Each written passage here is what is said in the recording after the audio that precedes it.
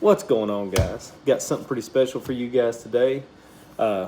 Starting February 1st, we're going to begin commercial fishing, hopefully for a living eventually, but we're going to be doing that two ways. One way I'll show you the next video we put out. We got a catfish trap. It's a basket. And then the second way is we're going to be running trot lines. I've got everything here today that I'm getting ready to show you, but that's going to be our main means of commercial fishing. So what you're going to need to start off with: a pair of scissors, just a lighter, any kind. These little trot line clips here that you can get at any of your sporting goods stores. Big swivels, as big as you can get them, the better. That's the biggest ones they had at our local Walmart that I got these from. I've had these for a while, so I decided to go ahead and just use them. I got 330-pound main line. All this you can get at Walmart also, if that's all you have in your area. But I got 330-pound main line and 100-pound lines for all of my drops. And then I got these 3/0 Eagle Claw trot line hooks. And that's it, guys. That's what we're going to make our trot line out of. So y'all stay tuned and let's get to making this thing. All right, guys. So we're going to start with our main line, our 330-pound. And all you're going to do is going to start off. I make about a 3-inch circle when it's all said and done, but just do a double overhand loop knot. Do it twice. Lock it in. And this is going to be our anchor end. So we're going to be fishing deeper water. So this is going to be the end that we end up fastening our anchor to. Best way I do that, I just put a little clip on here that I can clip to the top of whatever I'm using as weight. I can clip it on. But start off, pull it tight, and you get your loop here. And then you go ahead and cut this off, and we'll come back at we'll go ahead and do that. So cut it off short, just like that. You pull that end out, and you'll take your lighter, and you'll just melt that down until it melts together that way it don't fray. It cools off pretty quick. All right. And then I'm 6'3", so I'm gonna start with my wingspan. I like to give about 25 to 30 feet before I start my first loop. So what I'll do is I'll just start rolling that out, and I'll go my arm's width. I'll do this roughly 5 or 6 times, just depending. So you pull down and pull back up to your line. Without falling off the counter and doing this in the kitchen, guys, because it's about 10 degrees outside today. But there's number 3, 4. There's 30 feet right there.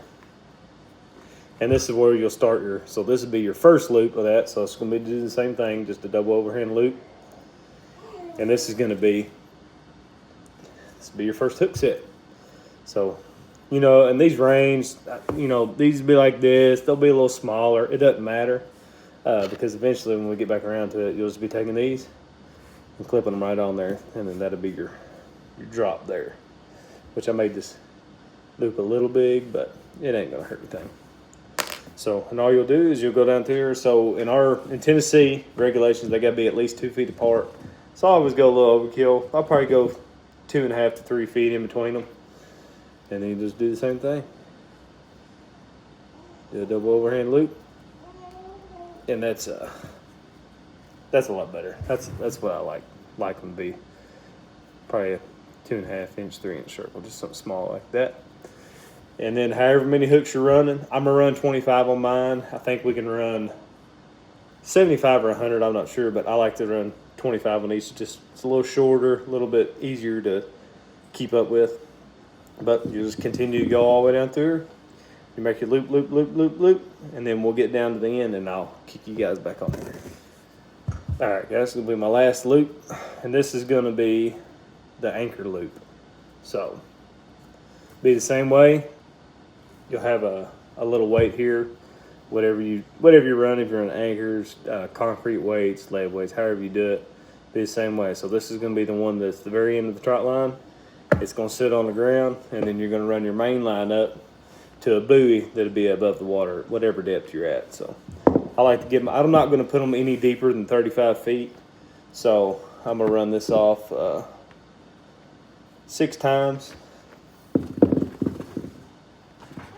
which is going to give me roughly 36 feet, anywhere from 36 to 38 feet. No, this ain't got to be precise. I'll just cut a little off. So then I'll cut it. And because I'm going to be putting these on buoys, I make this last loop knot pretty good size. Be the same way though, double overhand.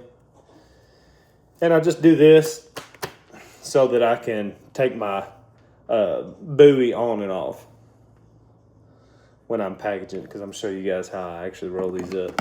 So same thing, guys. You'll cut that off, and then you'll fray these ends back and burn them a little bit. And that way they won't come back apart. And then what we do is, I've already got some made here, but I just put about a 2 foot piece of 3/4 inch PVC pipe. I took some electrical tape and made it roll so that it can't slide off here, and it can't slide off this end same way. And then I've got 2 of them rolled up on here, so you can actually roll as many of them as you want up on here. And as you pull them out, once you get to the end, you hook your buoy up and you go on to the next one. But just sit here, roll. And like I said, you can put as many as you want on there. And then all I got to do is, when I get ready, my last one, so this is the last one, I'll take this clip off, and then I'll set it in my thing I've got on my boat, and then it'll just start rolling out. But there's the main line, guys. Now let's get to the droppers. All right, guys, so this is where you'll move on to your little bit smaller string. It's our 100-pound line. But it's going to be the same concept. You're going to start off with just a double loop. Roughly the same size as your big loops. You know, it's not a big deal. And then we're going to make these roughly a foot or so long. And then you're going to go double loop knot on this end now.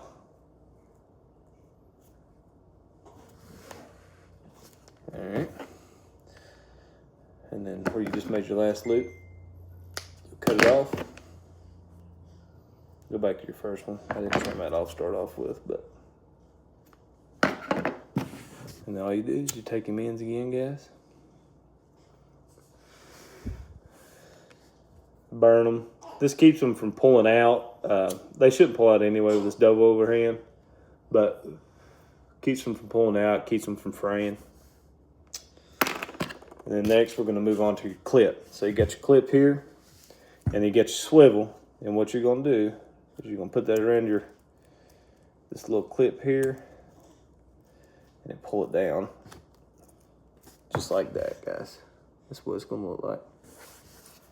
Then you're going to take one end of your loop here,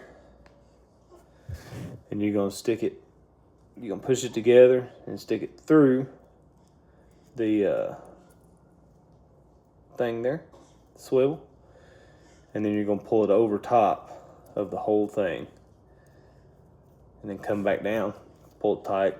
As this gets wet and wet and wet, it's going to pull tight, and it's going to stay tight until then. It's going to kind of come in and out, but it ain't going to go nowhere. But that right there is what it should look like. Let's pull it tight.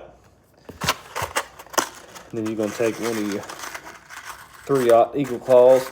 They got 3/0, 4/0. I mean, really, you can run whatever hooks. You can run circle hooks. You can do what you want. I'm going to be targeting them 1 to 3 pound catfish. That's just what most people that's going to be buying from me is going to want. So I'm going with the 3/0 so that I don't miss those small fish.